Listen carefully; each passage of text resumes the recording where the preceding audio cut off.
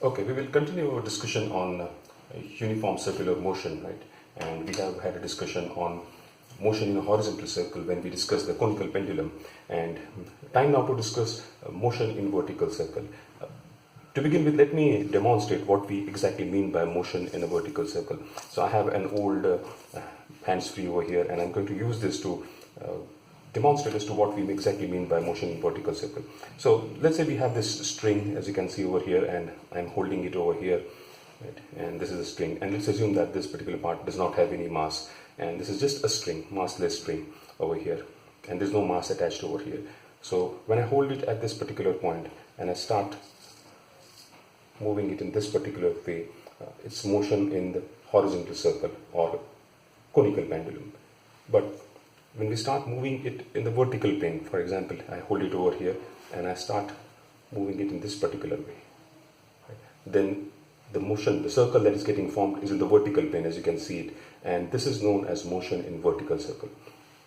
So our point of discussion over here is motion in vertical circle, and we will look at various forces that come into play and the velocity of the object.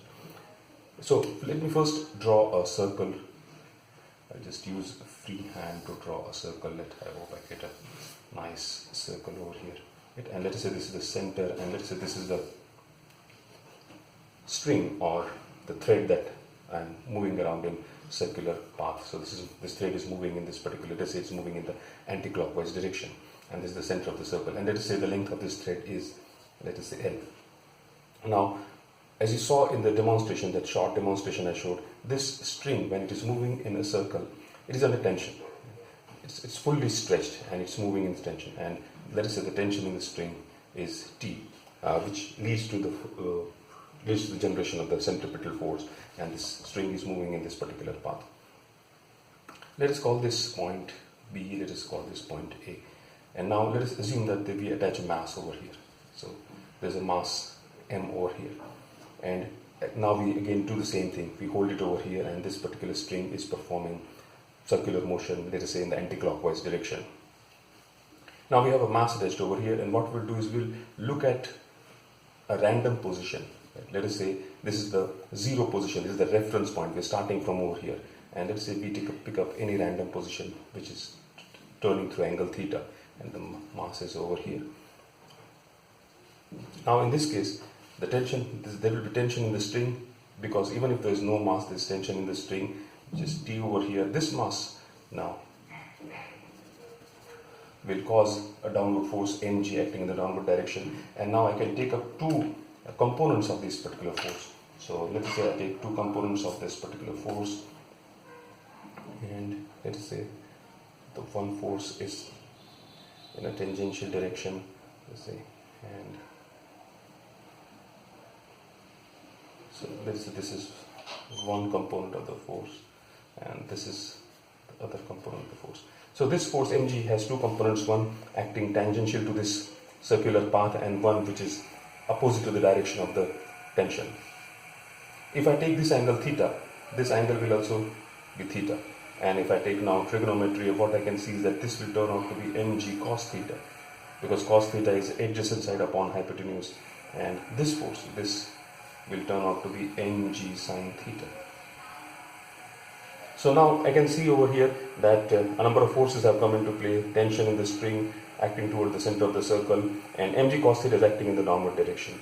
So the centripetal force which is causing this object to perform circular motion, right, now will be T minus mg cos theta, because T is acting towards the center of the circle, mg cos theta is acting outwards, and this will be equal to the centripetal force mv square by I. And I can write this as T is equal to mg cos theta plus mv square by L. And this is a very general equation for motion in vertical circle. The tension is given by this particular equation.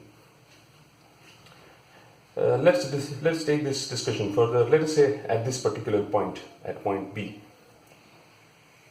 the object is in the lowermost position, the theta is 0, and the velocity over here is, let us say the velocity at A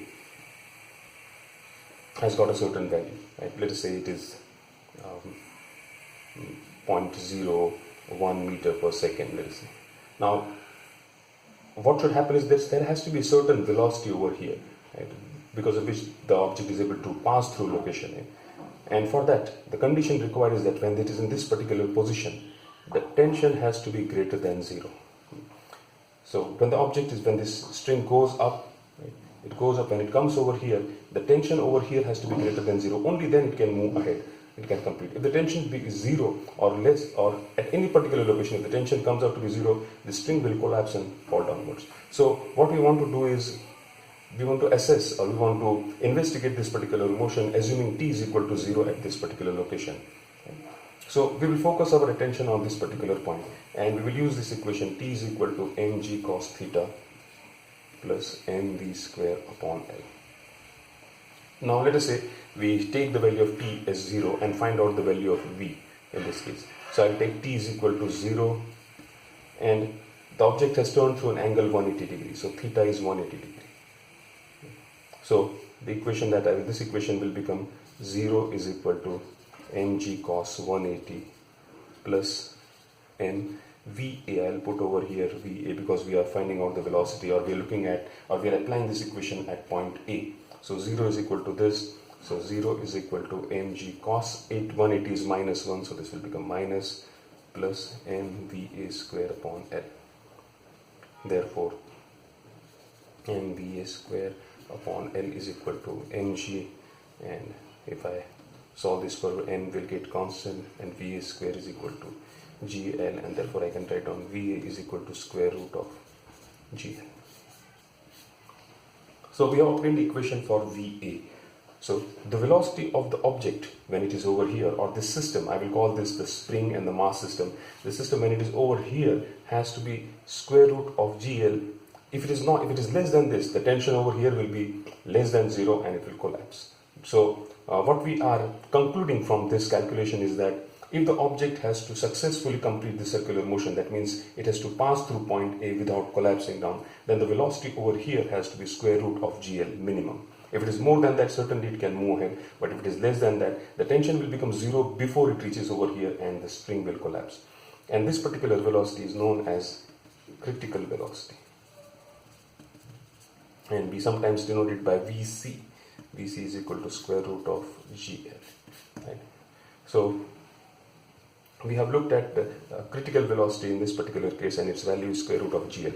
Interestingly, we find that the critical velocity does not depend upon mass of the object. It depends only on the length of the string. So if I know the length of the string, I'll be able to find out critical velocity and take the discussion further. Alright, what we will discuss in the next video, which will be in continuation of motion in vertical circle, in continuation of this video, is that if the velocity over here has to be square root of GL, then I will try to find out an equation for velocity of the object at different locations or at any locations. So I'll get a general equation for velocity at any theta, over here, or it could be over here, such that the velocity over here is the critical velocity square root of GL. Thank you.